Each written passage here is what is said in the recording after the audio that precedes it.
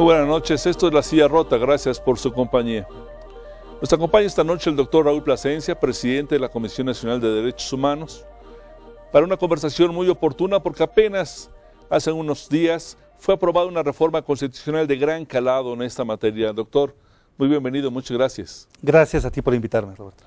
Como decía, el presidente Calderón, acompañado de los poderes, con la presencia del presidente de la comisión, echó a andar, digamos, entró en vigencia la reforma constitucional en materia de derechos humanos que generó una polémica muy importante en el país y creo que sana en el sentido de que todos nos dimos cuenta con mayor claridad lo que estaba pasando. ¿Cuáles son los aspectos más relevantes que afectan a la gente cotidianamente de esta reforma? Mira, Roberto, te diría que es una reforma de un gran calado y que presenta 11 cambios en la Constitución.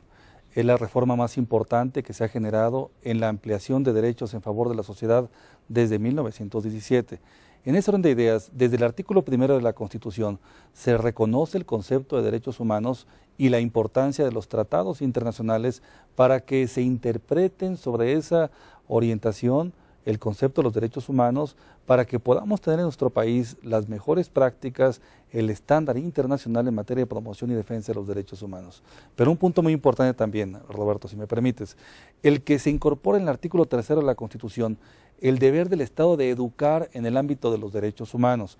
¿Cómo era posible contar con servidores públicos en este país, conocedores, comprometidos con los derechos humanos, si no se les había educado jamás sobre la materia? Ahora ya está ese compromiso también en la Constitución.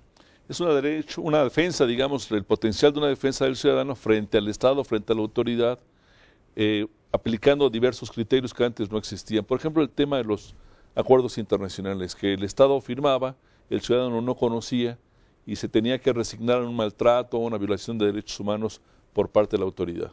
Efectivamente, Roberto, mira, son cerca de 108 tratados internacionales los que nuestro país ha suscrito a lo largo de la historia vinculados con el tema de los derechos humanos, pero tratados que se desconocen y que por consecuencia no se llevaban a la práctica. Ahora, con esta reforma estaremos impulsando que se observen, que se respeten en favor de las mujeres, los niños, los adultos mayores, los indígenas, los migrantes, la población en general. Todo esto buscando un mayor desarrollo de las instituciones a partir de un mayor y mejor reconocimiento de los derechos en favor de las personas. Esto tiene mucha connotación en el ámbito penal, en los delitos, cuando ocurren los ciudadanos en ellos, pero me llama mucho la atención que también implica nuevas atribuciones para la Comisión Nacional de Derechos Humanos en asuntos mucho más inmediatos para muchísima gente, como sus derechos laborales. Sin duda, Roberto, creo que parte de esta nueva etapa de la Comisión Nacional de los Derechos Humanos tiene que ver con la ampliación de su competencia.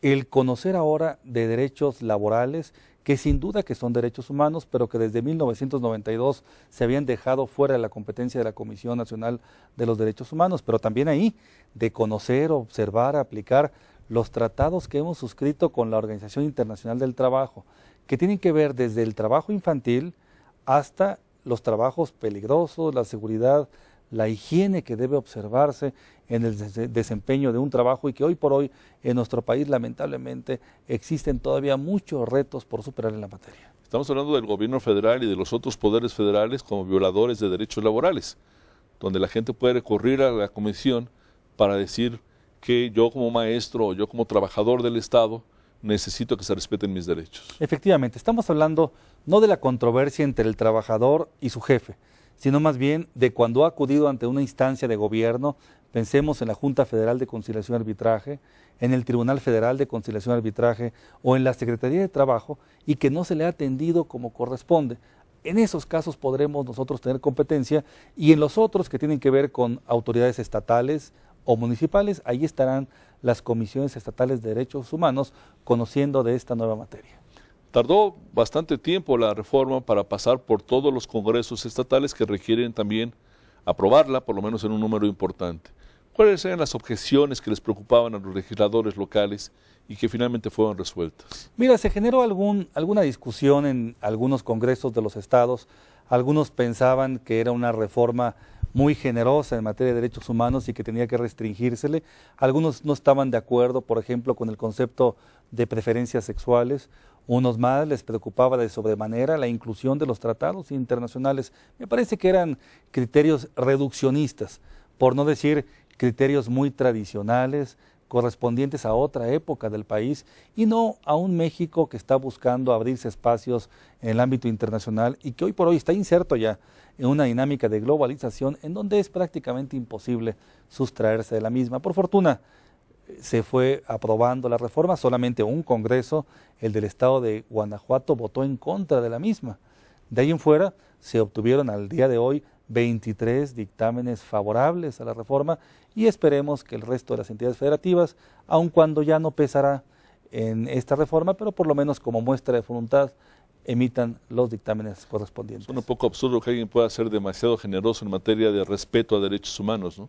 Sin duda, pero también suena absurdo en ocasiones que alguien se oponga a reformas de estas características que lo que buscan es reconocerle a la sociedad en general una mayor calidad de derechos, una mayor condición de vida y sobre todo cuando la lucha en un país como el nuestro ha sido desde su origen por un mayor reconocimiento y ejercicio de derechos de todos los mexicanos. La reforma también da más fuerza a las recomendaciones de la Comisión, a grado de que pueden ser citados funcionarios públicos que no atiendan estas recomendaciones. ¿Cómo va a funcionar esto? Esta es una gran innovación que llevó a cabo el Senado de la República y la Cámara de Diputados del Congreso de la Unión, porque es un nuevo régimen de rendición de cuentas.